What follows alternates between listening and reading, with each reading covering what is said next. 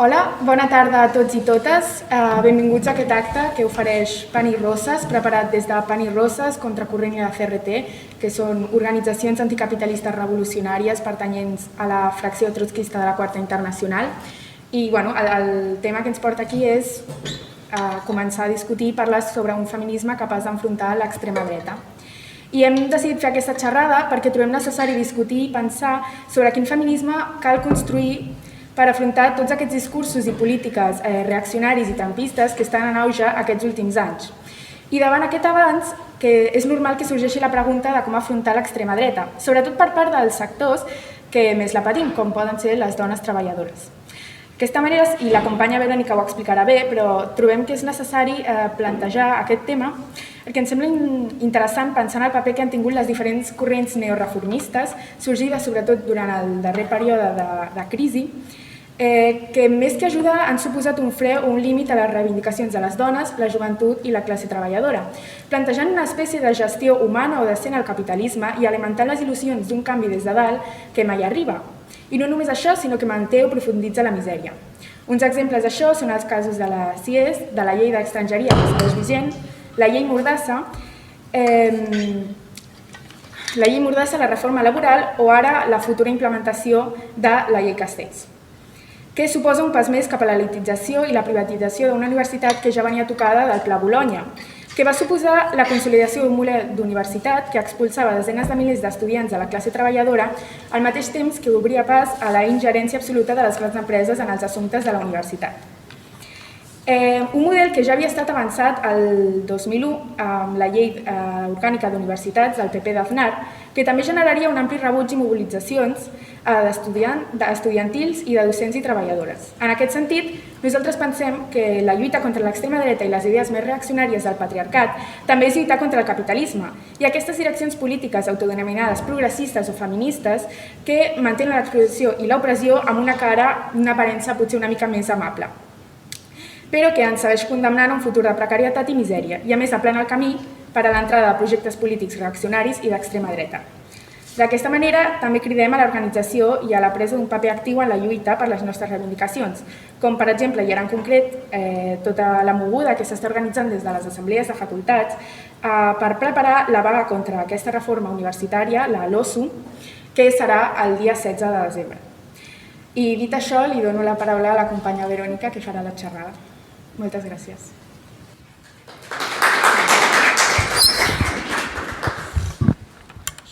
Espero que així s'escolti bé.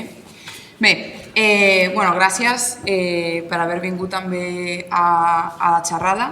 Jo faré la xerrada en castellà perquè és una temàtica una mica complicada, ¿no? Y no soc catalanoparlant y si no estaré todo el rato haciendo castellanismos de Vallecas. Entonces, la haré en castellano. Antes de comenzar, sí que queríamos, desde Pan y Rosas y desde Contracorriente, mandar toda nuestra solidaridad, ¿no? a esos sectores de trabajadores y de trabajadoras que están saliendo a luchar en este último tiempo, como pueden ser, como fue, ¿no? el sector del metal en Cádiz, o a las trabajadoras, por ejemplo, del SAT, tanto aquí en Cataluña como en Madrid, o también a las 8.000 trabajadoras y trabajadores de la limpieza, del sector de la limpieza que estuvieron en huelga en Castellón y que la burocracia sindical les desconvocó la huelga hace poco, ¿no?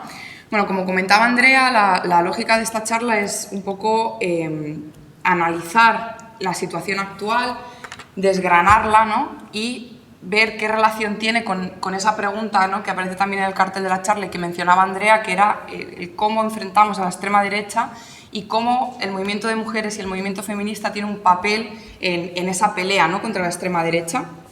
Bueno, empezamos analizando un poco la situación o el contexto actual y un primer factor claro, ¿no? evidente, o el más evidente, sería que seguimos viviendo una pandemia, ¿no? Una pandemia que no nos deja y que en parte no nos deja justamente por el no reparto o el reparto desigualitario que hay de vacunas y la no liberación de las patentes de las mismas, ¿no? Y una pandemia que profundizó o que adelantó una crisis económica que ya estaba en el horizonte antes de que llegara el COVID y que abrió también una crisis social, ¿no? Ambas crisis, que son gestionadas desde el comienzo por unos gobiernos capitalistas, que han hecho que, como siempre, estas crisis las paguemos tanto la clase trabajadora como los sectores populares, ¿no?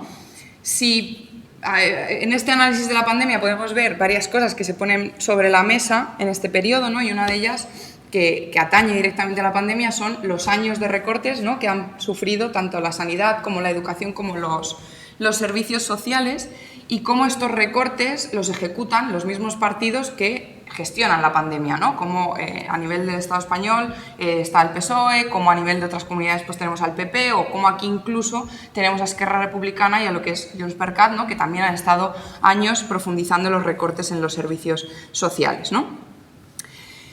Otra cosa que deja en clara la pandemia, otra de las cosas que ha puesto también sobre la mesa es un baño de realidad, ¿no? Para toda esa gente que decía que la clase obrera ya no existe, que todos somos ciudadanos, ¿no? Que ya la lucha de clases no sirve para nada, etc., ¿no? Bueno, justamente la pandemia sí que ha demostrado que la clase obrera sigue existiendo, que cuando desaparece de escena la producción se para, ¿no? Y de hecho muchos sectores durante la parte más cruda, ¿no? de la pandemia, del primer confinamiento, que fueron etiquetados como esenciales, mostraron que efectivamente están ahí, que son esenciales, pero que no son solo esenciales esos sectores que se etiquetaron como tal, sino que son esenciales la clase trabajadora en su conjunto, porque es la que produce y es la que hace que este sistema básicamente continúe, ¿no? Y por otra parte, la contradicción es que mientras esos sectores se muestran como esenciales, ¿no? Para la producción y para el mantenimiento de este sistema, son los mismos sectores sobre los que recaen los recortes, la precariedad y la crisis, ¿no? Básicamente sobre quien recae el peso de la crisis, de crisis como esta o como la de 2008, que no generan ellos, no generamos como clase trabajadora, sino que genera el sistema capitalista de manera cíclica y que como está diciendo, ¿no? Las consecuencias recaen única y exclusivamente en la clase trabajadora, mientras que cuando no hay crisis los beneficios no, porque los beneficios son privados, pero la crisis y los recortes se socializan a todo el mundo, ¿no? En concreto a nosotros. Y otra de las cuestiones que también puso sobre la mesa la pandemia es respecto a las mujeres, en dos sentidos. En un primer plano, ¿no? Que seguimos estando representadas en sectores que se relacionan mucho con lo que supuestamente por naturaleza hacen las mujeres, ¿no? Entre muchas comillas, como serían, por ejemplo, el sector de cuidados, de limpieza, de educación, de sanidad, o incluso el sector textil. Y por otra parte también que seguimos soportando una doble carga laboral, tanto en el trabajo como en las tareas de cuidados y de reproducción, y que estas tareas, esta doble carga laboral, le supone un ahorro de millones a los grandes empresarios y a los grandes capitalistas. ¿Por qué digo esto? Porque puede parecer un poco a lo mejor loco, ¿no? No, se ahorran millones porque cualquier persona, para que pueda seguir yendo a trabajar y por lo tanto seguir produciendo, tiene que tener cubierto a diario unas necesidades básicas para continuar produciendo, básicamente. Esas necesidades básicas, en vez de garantizarlas el gran empresario o, en su caso, las instituciones, el Estado, ¿no? Recaen de manera individual en las unidades familiares y en concreto en las mujeres. Por lo tanto, sí, hay un ahorro, ¿no? de esas tareas para los empresarios, que son los que se llevan los beneficios de la producción, básicamente, ¿no? Y a eso se suman no solo las tareas diarias, sino el cuidado de personas mayores, personas dependientes y de los niños y niñas, que son la siguiente generación que va a seguir haciendo que la maquinaria del capitalismo funcione. Pero también hemos visto fenómenos de resistencia, ¿no? Antes de la pandemia teníamos pues, la lucha de las trabajadoras del SAT o incluso la lucha de las Kellys, que hemos continuado viendo durante la pandemia y después de la pandemia. Y también tendríamos que mencionar como factor o como hecho importante también el hecho de que aquí en el Estado español en 2018 y en 2019, no sé si todo el mundo lo tiene presente, pero hubo 2 huelgas feministas estatales y hubo movilizaciones que sacaron a miles y miles a las calles el 8 de marzo, ¿no? Entonces, Esas movilizaciones y esas huelgas fueron un primer paso también para, de alguna manera, canalizar todo el descontento que había en sectores de la clase trabajadora, de la juventud, de las personas migrantes, que sirvió, pues sí, como canalizador, ¿no?, de ese descontento en un momento de desmovilización, de cierta pasividad, ¿no?, pero que a la vez había mucho malestar y mucho descontento, y el 8 de marzo de alguna manera canaliza todo eso en el 2018 y en el 2019. Por lo tanto, la visibilización de su rol esencial durante la pandemia, tanto en la producción como en la reproducción, y las posiciones que siguen ocupando en este sistema, sí que podemos decir que de alguna manera han hecho que haya un cierto cambio en la subjetividad de las mujeres, ¿no?, que es algo que retomaremos después, porque hay que ver, ¿no?, qué impacto tiene a partir de ahora. Y dejando un poco la pandemia de lado, en segundo lugar, vivimos un momento de gran inestabilidad política, tanto a nivel estatal como a nivel internacional, ¿no? Como decía antes, esta no es la primera crisis que muchos y muchas vivimos, ¿no? La crisis del 2008 también la vivimos. La crisis del 2008 generó también una debacle de los partidos liberales y socialdemócratas, un descrédito, ¿no?, un desprestigio de esos partidos y de sus políticas, y en ese marco surgen nuevos fenómenos como son, por derecha, los populismos de derecha, que como ejemplos también más recientes pues podemos poner a Vox, o podemos poner a Bolsonaro, a Trump, a Salvini y a muchos otros más, a Milei en Argentina, o en Francia a Zemmour, creo que se llama. Y por otro lado, fenómenos del neorreformismo, ¿no?, que bueno, pues tenemos aquí en el Estado español el caso de Podemos, en Grecia teníamos el caso de Syriza, Corbyn en Reino Unido, o el Bloco de Esquerda, por ejemplo, en Portugal. Bueno, cuando aparecen estos fenómenos, lo que buscan es diferenciarse de esos partidos que hemos dicho que están desprestigiados, que están en una cierta debacle política, ¿no?, y hay una crisis de representación política. ¿Y cómo buscan diferenciarse? Pues de diferentes maneras, ¿no?, obviamente. En los primeros buscan diferenciarse de alguna manera como reacción, como oposición sobre todo a los movimientos sociales, al movimiento de mujeres, al movimiento antirracista, al movimiento LGTB. Y por otra parte tenemos un intento de diferenciación con la promesa de que este sistema, que el capitalismo se puede humanizar, se puede hacer más decente, menos criminal, ¿no? Entonces, si tomamos estos dos fenómenos por separado, primero vamos a hablar un poco de la derecha, ¿no? Vemos que es un fenómeno internacional, o sea, no, como he mencionado, no es solo Vox en el Estado español, hay fenómenos de este tipo en todo el mundo. Tienen vínculos internacionales y, de hecho, abiertamente dicen que quieren construir esa coordinación internacional, ¿no? Está el caso de la Carta de Madrid, que firmaron con Abascal, etc., ¿no? Vemos también las conexiones que tienen tanto con la religión católica como con la evangélica o con la ortodoxa. Y vemos también un componente muy fuerte de antifeminismo militante.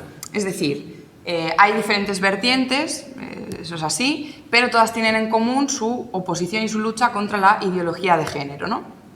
Y luego también vemos ciertos discursos libertarios en los que, bueno, cualquier sombra de intervención, cualquier ápice de intervención estatal es una sombra de totalitarismo comunista, entonces en eso también tienen un discurso muy parecido, ¿no? Y luego, por supuesto, visiones racistas y totalmente reaccionarias respecto a las políticas de migración, etc. Y así lo que tenemos, como decía un poco, para ver los ejemplos, tenemos a Vox, ¿no?, que aquí, bueno, pues en su discurso proclama que hay una opresión de los hombres, hacia los hombres, o no habla de violencia machista, sino que habla de violencia doméstica, o luego también intenta imponer el PIN parental en los colegios, ¿no? Que realmente el PIN parental lo que viene de alguna manera es a formalizar lo que lleva haciendo la Iglesia Católica años en la educación pública, ¿no?, que es presionar para que, por ejemplo, no haya una educación sexual real y de calidad y sin tabús en las escuelas, ¿no? Como decía antes, también tenemos a Milei en Argentina, que no sé si os suena, pero es... bueno, ha emergido hace relativamente poco. Hace poco también en las elecciones argentinas consiguió bastantes buenos resultados en algunas zonas y, por resumir un poco a este personaje, tiene una política antiabortista dura, ¿no? Por ejemplo, está en contra de que pues una niña puede abortar independientemente de si... Una niña, o sea, una niña puede abortar independientemente de si corre riesgo su vida, por ejemplo, ¿no? Porque considera que es un homicidio con el agravante de vínculo familiar. Luego también hemos visto en Polonia cómo el gobierno atacaba el derecho del aborto de las mujeres y cómo había oposición, ¿no?, a esa provocación de prohibir el derecho al aborto. O, como mencionaba antes, tenemos también a Zemmour en Francia, que de alguna manera viene a superar incluso a Marine Le Pen, ¿no?, y defiende la teoría del gran reemplazo, que lo que viene a decir es que, bueno, Francia está sufriendo o va a sufrir un proceso de islamización que va a acabar con los valores franceses y con la sociedad francesa, etc. Bueno, ante todo este avance, ¿no?, la pregunta que es normal que surja y que es justamente la que articula un poco esta charla es, bueno, ¿cómo enfrentamos a la extrema derecha y cómo el movimiento de mujeres y el movimiento feminista también puede jugar parte de esa pelea, ¿no?, contra la extrema derecha? Si miramos los últimos años, es innegable que el movimiento de mujeres ya ha sido parte de esa pelea. Porque, por ejemplo, si tomamos aquí el caso de la emergencia de Vox, cuando Vox emerge institucionalmente en el 2018 en las elecciones andaluzas, recordemos que en ese momento el movimiento feminista en el Estado español está en uno de sus puntos altos con las convocatorias de las huelgas, con encuentros estatales, asambleas de mujeres por ciudades, etc. En ese marco emerge Vox y las mujeres andaluzas, el movimiento feminista andaluz, convoca inmediatamente en todas las ciudades andaluzas concentraciones en respuesta a los resultados que ha sacado Vox. O, como decía antes, por ejemplo, las movilizaciones que ha habido en Polonia o incluso en la Marea Verde de Argentina en contra de la prohibición del aborto, de los ataques a los derechos de las mujeres y contra los sectores conservadores que las impulsan. O incluso aquí también, hace ya más años, ¿no?, cuando el movimiento de mujeres frenó la contrarreforma de Gallardón e incluso hizo que ese ministro dimitiera, ¿no? O sea, realmente parte de esa pelea contra la derecha y contra la extrema derecha, el movimiento de mujeres ha sido en los últimos años, ¿no? Y paralela a toda esta reacción a la extrema derecha, también hemos visto cómo en los últimos años, sobre todo dentro del movimiento feminista, de las asambleas, de los encuentros que comentaba antes estatales, hemos ido viendo cómo el movimiento feminista asumía como propias también reivindicaciones contra el sistema capitalista y contra esa alianza, ¿no?, estructural y necesaria para el capitalismo que tiene con el patriarcado. Y realmente esto es una conquista, pero es una conquista que también viene de una pelea política dentro del movimiento feminista, ¿no?, de organizaciones, de algunas organizaciones que nos reivindicamos anticapitalistas y de clase, para que, por ejemplo, el movimiento de mujeres hiciera suya, ¿no?, la reivindicación o la denuncia a los CIES, la exigencia de que se cerraran los CIES, de que se derogara, por ejemplo, la ley de extranjería, la ley Mordaza o las reformas laborales, o incluso para que se incluyera también la violencia laboral, ¿no?, la precariedad laboral de las mujeres como una de las violencias estructurales que sufrimos. Y es una pelea porque el movimiento feminista no es homogéneo, hay corrientes políticas dentro, hay diferentes estrategias, pero esa discusión es buena, o sea, realmente permite que el movimiento feminista avance y ha permitido que, por ejemplo, al incluir todas estas reivindicaciones, magnifique su capacidad para llegar a otros sectores que, por ejemplo, hasta ese momento pues no se veían incluidas o representadas en el movimiento feminista o en las reivindicaciones que se planteaban. Entonces, con todo el marco que estábamos diciendo, ¿no?, de un avance de la extrema derecha, de un avance también al ataque a los derechos de las mujeres y de la diversidad sexual, y en el marco de que veníamos de 2 años, sobre todo, de movilizaciones de miles de personas en las calles, ¿cómo puede ser, ¿no?, que ahora, o qué ha pasado para que ahora esas movilizaciones no se estén dando, o para que, por ejemplo, ya no haya encuentros de mujeres estatales o no haya asambleas por ciudades, ¿no?, para discutir si se hace una huelga, si no, qué se convoca, qué se hace, qué reivindicaciones? Claro, realmente la situación material de las mujeres en estos 2-3 años no ha cambiado, sigue siendo la misma y de hecho se ha agravado a causa de la pandemia, ¿no? Entonces, la respuesta obviamente es compleja porque hay una pandemia, eso es evidente, y la pandemia ha jugado un factor de desmovilización muy importante, no solo en el movimiento feminista, sino en todas las movilizaciones en general, y eso es así, hay que tenerlo en cuenta, pero también hay que tener en cuenta el segundo factor que hablábamos al principio, que es el papel del neorreformismo, ¿no?, cuando emerge en la política, de cómo cuando Podemos surge, tiene una estrategia clara de consecución gradual de derechos dentro de las instituciones, y lo mismo se plantea en el ámbito del feminismo y de la igualdad. Consecución gradual de derechos dentro de los límites del capitalismo, dentro de las instituciones, y sin fortalecer la lucha o el movimiento que pueda haber en las calles, ¿no? De alguna manera hemos visto, y no es nuevo y no es la primera vez que ha pasado, y no ha pasado solo con el movimiento feminista y no solo en el Estado español, de cómo se capitalizan esos movimientos, ¿no? Y se reconducen de alguna manera, se desvían a sus propias estrategias políticas, en este caso de Podemos, como es lo que digo, ¿no? de reforma del capitalismo, de hacerlo más humano, de hacerlo más decente, etcétera. De cómo se desvía toda esa rabia, toda esa crítica y toda esa autoorganización a una estrategia más institucional que deja de lado todo el tema de la movilización y de la autoorganización de los movimientos sociales. Y como digo, no es algo nuevo, no es Podemos el primer partido que lo hace, ni en el Estado español, ni con el movimiento feminista es la primera vez que se hace. Viene de una larga tradición esto de cómo se cooptan de alguna manera los movimientos sociales. Y no es la primera vez que Podemos lo hace con el movimiento feminista. O sea, en este caso hablamos del movimiento feminista, pero podríamos hablar del 15M. Podríamos hablar de cómo el 15M surge, ¿no? En contra, bueno, justamente gobernaba el PSOE en ese momento, surge contra el PSOE, surge contra el PP, surge con una crítica a los partidos del régimen, a la casta política, etcétera.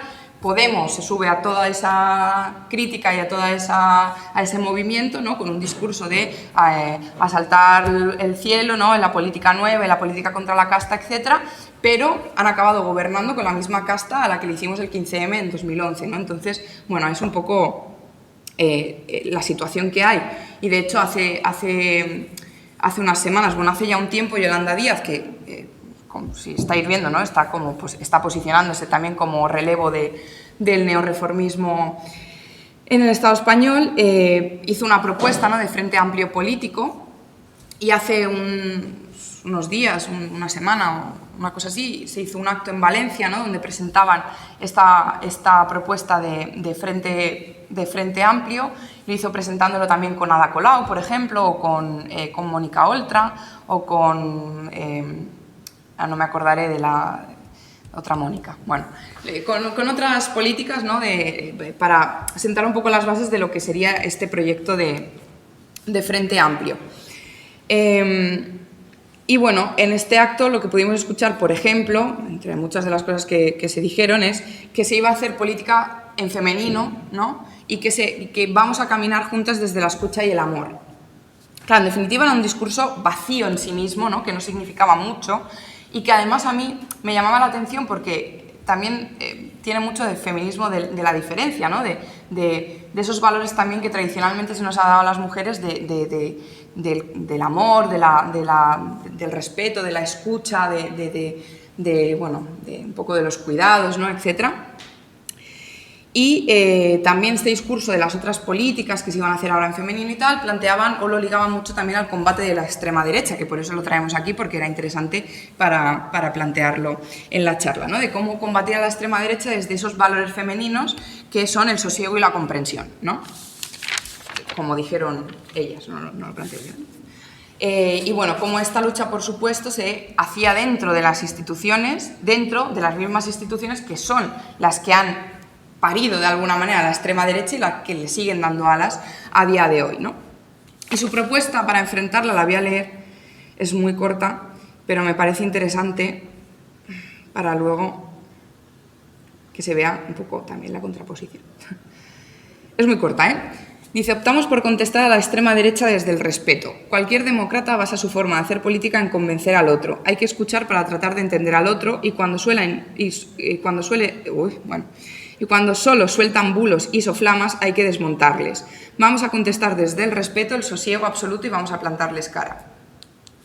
Bueno, todas estas opciones, ¿no? Que tratan de presentarse como alternativa a la extrema derecha, lo hacen en clave de un mal menor, ¿no? Un mal menor frente a un mal mayor, que obviamente en este caso es la extrema derecha.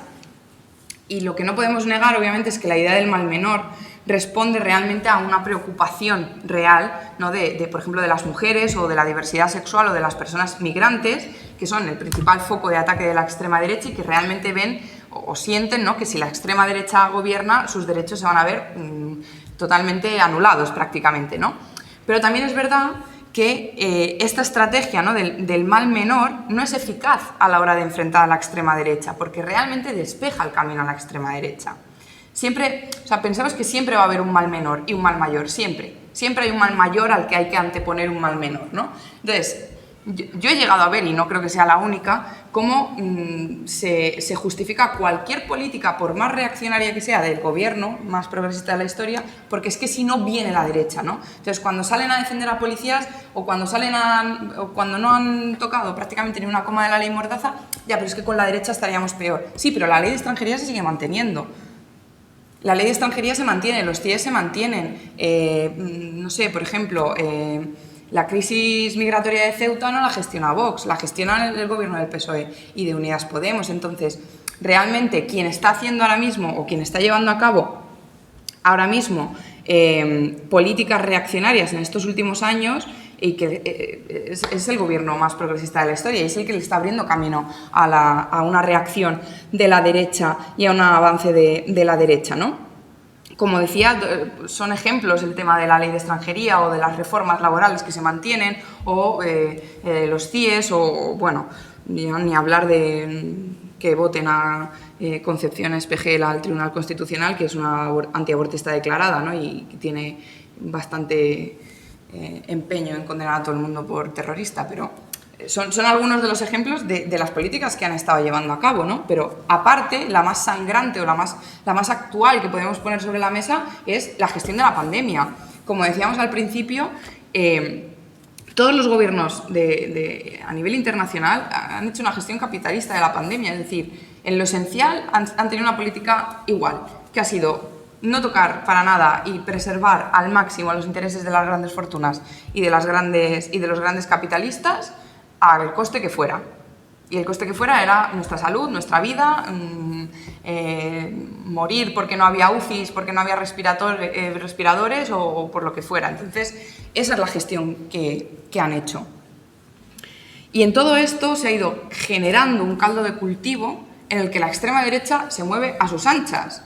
Porque no es nuevo, cuando ya nace Vox o cuando emerge institucionalmente, plantea un programa radical para dar salida a la crisis. Lo que pasa es que esa salida es por derecha y es reaccionaria, pero plantea un programa radical que el gobierno no está planteando, que las medidas que plantea el gobierno no dan respuesta a las necesidades que tiene la mayoría de la población, como pueden ser el paro, por ejemplo, ¿no?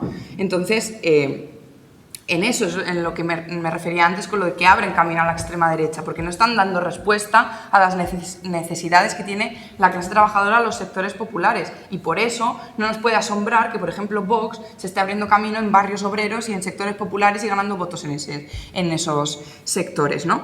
Y que hay que tener en cuenta que estamos hablando de una clase trabajadora que está siendo arrastrada a otra crisis sin haber superado la anterior, ¿no? O sea, con unas condiciones de precariedad y de pobreza considerables. Bueno, decíamos que abren la puerta a la extrema derecha, pero no solo hacen eso, sino que a la vez también desarman a lo que podría realmente enfrentar a la extrema derecha con frenando de alguna manera, que también lo decíamos antes y lo decía Andrea también en la presentación, frenando la crítica que puede surgir o las alternativas que pueden surgir desde los movimientos sociales o desde la propia clase trabajadora organizada, ¿no? Por ejemplo, el ejemplo de Cádiz lo hemos visto y hemos visto también cómo opera el gobierno en alianza con las burocracias sindicales y con las burocracias de los movimientos sociales para frenar, para desviar cualquier tipo de alternativa que pueda surgir y que critique a este régimen y a este sistema, ¿no? Bueno, entonces, si decimos que cualquier propuesta malmenorista que se plantee, sea la de Yolanda Díaz o sea cual sea, no va a frenar a la extrema derecha, la pregunta obvia sería, bueno, entonces, ¿qué? ¿No? ¿Qué estrategia o cómo lo podemos enfrentar?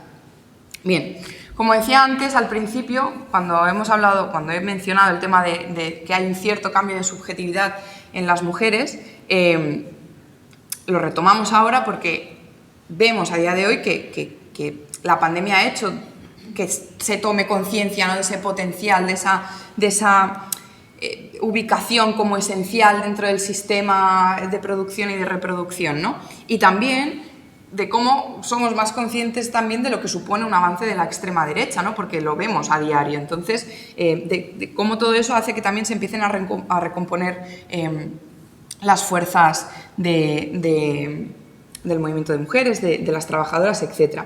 Y eso nos hace pensar en la posibilidad, ¿no?, en la potencia de que ahora se puede potenciar la posibilidad de construir un feminismo anticapitalista, antirracista, antiimperialista, justamente en un Estado que es imperialista, como es el Estado español, y un feminismo de clase que sea totalmente opuesto al feminismo liberal y que realmente plantee lo que decíamos antes, ¿no?, de todas las reivindicaciones que casan, ¿no?, con las necesidades y con la sensibilidad de la mayoría de las mujeres. Si vemos la experiencia de estos últimos años, tanto en Cataluña como en el Estado español, como a nivel internacional, la lección que podemos sacar, ¿no?, es que para terminar realmente con todas las opresiones hay que enfrentar al sistema capitalista, a sus gobiernos, a sus instituciones, a sus partidos y, por supuesto, también a las burocracias sindicales y a las burocracias de los movimientos sociales que, como decíamos, actúan de freno también cuando hay algún tipo de crítica o cuando hay algún tipo de propuesta alternativa política, ¿no? Porque sin enfrentarlos no puede levantarse una alternativa real por izquierda. Entonces, en ese camino sí que pensamos, o desde Pan y Rosas y desde Contracorriente, sí que creemos que las mujeres trabajadoras podemos jugar un papel protagonista en la reconstrucción de la clase trabajadora, que lleva siendo años, décadas, golpeada por la ideología neoliberal, por la precariedad, por las traiciones de las burocracias sindicales, por las derrotas, ¿no?, de ciertos conflictos, etc. Y que podemos jugar un papel importante a la hora de unir las filas de nuestra clase, ¿no?, de la clase trabajadora. ¿Por qué? Por un lado, porque podemos integrar de alguna manera nuestras reivindicaciones propias en esa lucha contra el machismo, contra el racismo, contra el imperialismo y de alguna manera tejer esa alianza con el resto de sectores oprimidos para luchar en común, ¿no?, contra el capitalismo. Y por otra parte también porque como mujeres trabajadoras que están en centros de trabajo, que se organizan también en sus centros de trabajo, podemos jugar un papel muy importante a la hora de que nuestros propios compañeros tomen como suyas las reivindicaciones propias que tenemos como mujeres, como pueden ser el derecho al aborto o como puede ser que haya más presupuesto para las casas de acogida de las mujeres que son víctimas de violencia machista, por poner algunos ejemplos.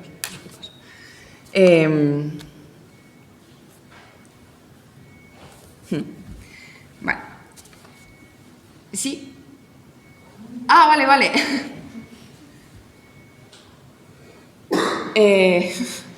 Bueno, con todo esto igualmente somos conscientes, ¿no?, de que no es suficiente, ¿no?, que no es suficiente simplemente una agrupación de mujeres, por muy anticapitalista y revolucionaria que sea, no es suficiente, que hay que levantar y crear alternativas políticas que superen al neorreformismo y que defiendan una política de independencia de clase. Una independencia de clase que básicamente es que nuestros intereses como clase no se subordinen a los intereses de la burguesía, que no son los mismos porque no tenemos la misma realidad material y por lo tanto hace falta esa independencia de clase, ¿no? Y por eso, como decía, ¿no?, tanto desde Pan y Rosas como desde Contracorriente, como desde la corriente revolucionaria de trabajadores y trabajadoras, que es la CRT, nuestra apuesta, ¿no?, es la construcción de partidos revolucionarios que fusionen de alguna manera lo mejor, a lo más avanzado de esos movimientos sociales, de la juventud, con la clase trabajadora para articular esa lucha contra el sistema capitalista, contra el patriarcado y contra el sistema racista también, ¿no? Perdón.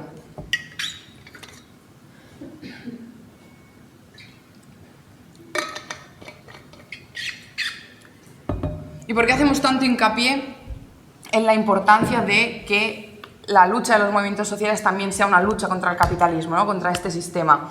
Bueno, porque como decía antes, bajo este sistema ninguna opresión va a desaparecer totalmente. Se pueden conseguir avances, se pueden conseguir derechos, ya vemos que igualmente la igualdad ante la ley no es igualdad ante la vida, eso está claro, pero se pueden conseguir avances, pero esos avances pueden retroceder constantemente.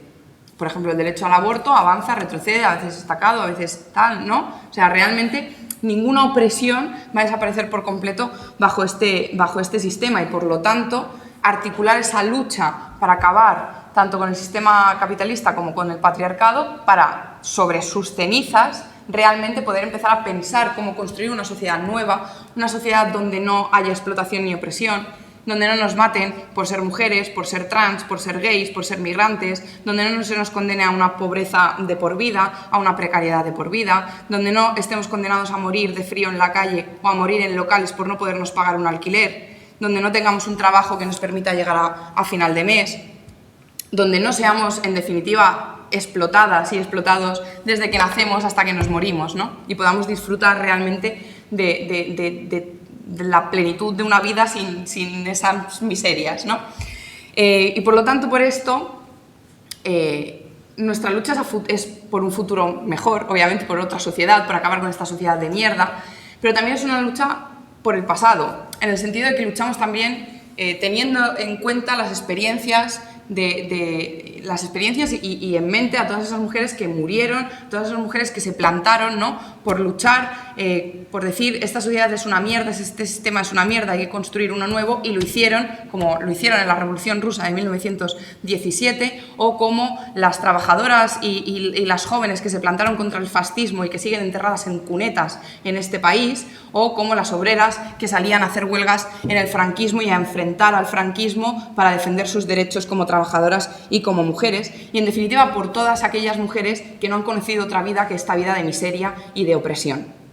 Y por todo eso, a quienes estáis aquí hoy también, como decía Andrea, que está la huelga contra la ley Castel, que es una lucha que también estamos tomando, porque realmente la privatización de las universidades y la elitización de las universidades avanza a pasos agigantados, y con esta reforma, con esta nueva ley, se profundiza mucho más. Con quien estéis aquí también os animamos a que nos conozcáis más, a Pan y Rosas y a Contracorriente, y también a la CRT, que discutamos más en común. Incluso también sobre todo lo que hemos hablado en esta charla no se agota en esta charla, o sea, hay que seguir discutiendo, debatiendo, proponiendo, ver cómo realmente se hace carne todo esto que estamos diciendo, ¿no? Que nos conozcáis, que vengáis, que sigamos discutiendo, que aportéis todo lo que consideréis que queráis aportar, y que yo acabo aquí y abrimos para quien quiera intervenir.